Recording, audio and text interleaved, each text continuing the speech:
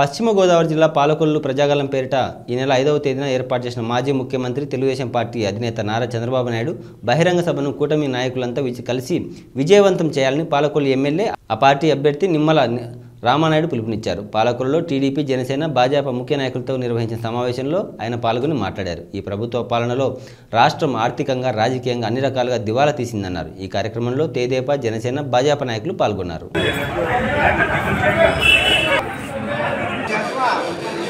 రేపు 5వ తేదీ శుక్రవారం పాలకొల్లులో మన జాతీయ తెలుగుదేశం పార్టీ అధ్యక్షులు నారా చంద్రబాబు నాయుడు గారు మరి యొక్క ఎన్నికల ప్రచార నిమిత్తం పాలకొల్లులో రోడ్ షో మరియు బహిరంగ సభ నిమిత్తం ఇచ్చేస్తున్నారు. కాబట్టి ఆ పర్యటన కూడా ఎట్లా మనం విజయవంతం చేయడానికి ఏ రకంగా ముందుకెళ్లాలనేటువంటి ఆలోచన కోసం ఈరోజు ఒక ఎమర్జెన్సీ మీటింగ్గా సమయం తక్కువగా ఉంది.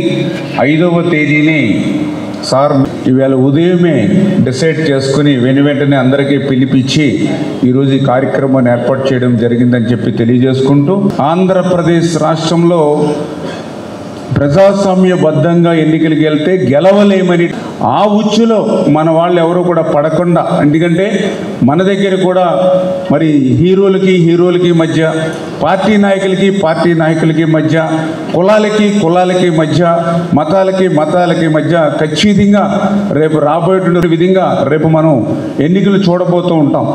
శ్రమని, కష్టాన్ని నమ్ముకుని మనందరం కూడా పనిచేయాలి.